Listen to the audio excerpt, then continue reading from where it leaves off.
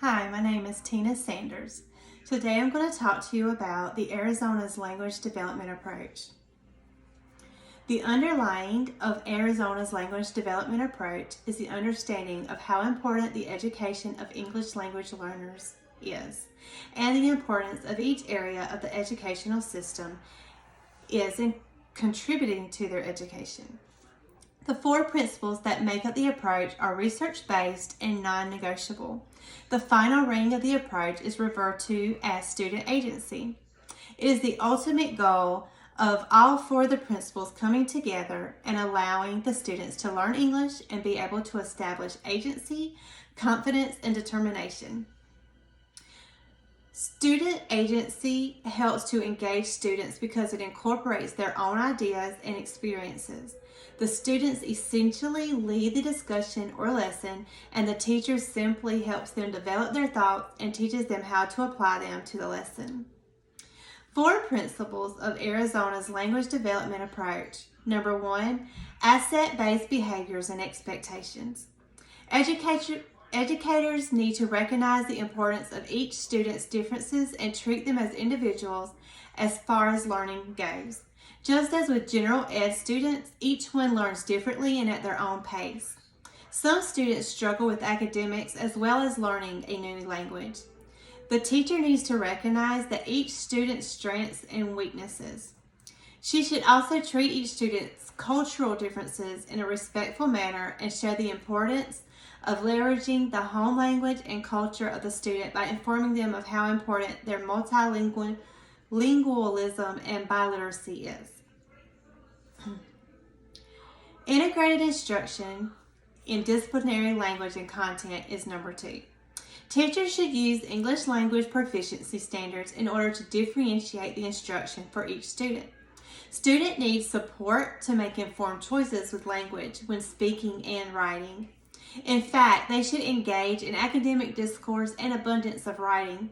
Give students opportunities to work together. ELL students working with English-speaking students can help strengthen their English knowledge skills and vocabulary. Teachers should model approaches for ELL students.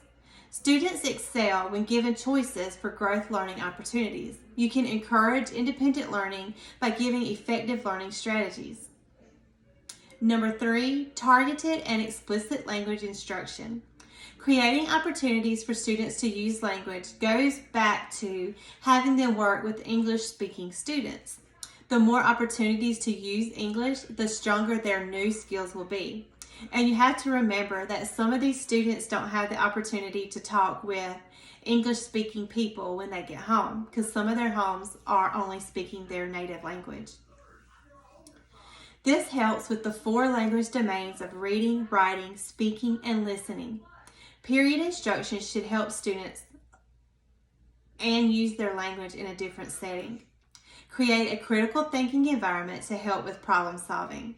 Provide appropriate level learning that is culturally respectful.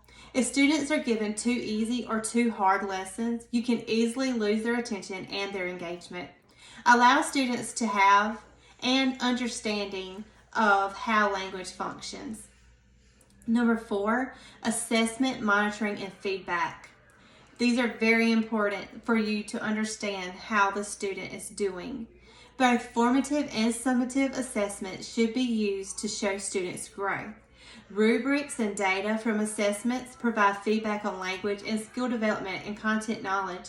Regular assessment data gives information on students' progress, which in turn guides the teacher and the student in the next steps towards learning and language development.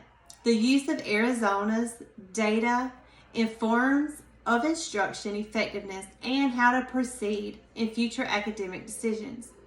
Some of the Arizona-approved SEI models include Newcomer, Pull-Out, 2-Hour, and 50-50 dual language immersion. Newcomer, as you might gather from the name, is for students who are new to English language. They need to have their home language incorporated into the learning process. They need this because they are so new to the second language, and in order for them to understand the instruction, they must have their native language used alongside with the English language. In the pull-out model, the student is pulled out of regular instruction. In elementary school, the student is required to receive 60 minutes of targeted ELD instruction by a certified specialist. 2 hour, as the name of this model suggests, master schedules are required to include 120 minutes, also 2 hours of targeted ELD time each day. And that instruction time is to be performed by a certified ELD specialist. The student is also assigned an additional support, which could include a mentor of an adult or older student. And that goes back to using the language more efficiently by practice. 50-50 dual language immersion. In this model, half of the content instruction is in English and the other half of the instruction is in the student's first language. This assures understanding in the material and also gives the students lessons in how the English version may be worded or written differently.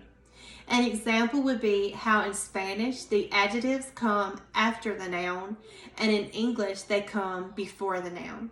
I hope that this explanation has helped you understand some of the content of Arizona's language development approach.